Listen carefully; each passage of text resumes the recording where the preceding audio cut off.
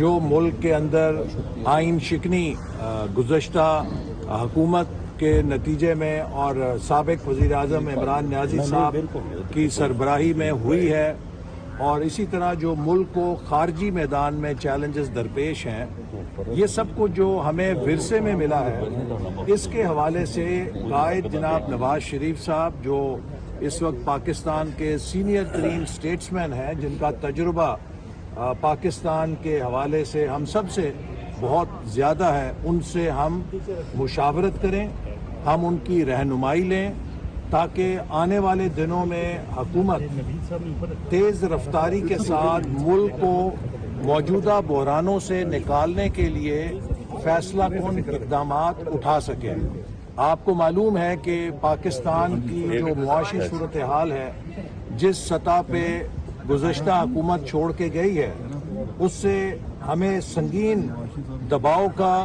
اور مشکلات کا سامنا ہے۔ اسی طرح جو ملک کے اندر پولرائزیشن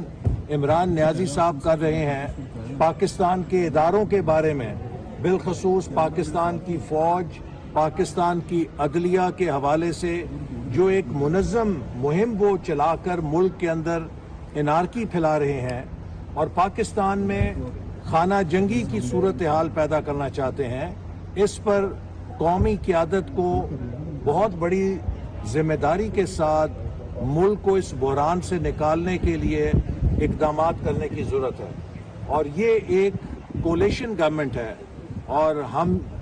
چاہتے ہیں کہ ہمارے جو بھی فیصلے ہیں وہ کولیشن پارٹنرز کے ساتھ مشاورت اور اتفاق رائے کے ساتھ ہوں۔ جو ہماری مشاورت ہوئی ہے، ہم اس کی روشنی میں کولیشن پارٹنرز جو ہیں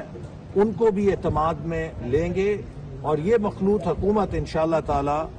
مل کر پاکستان کو موجودہ بحرانی صورتحال سے نکالنے کے لیے اپنا کردار ادا کرے گی۔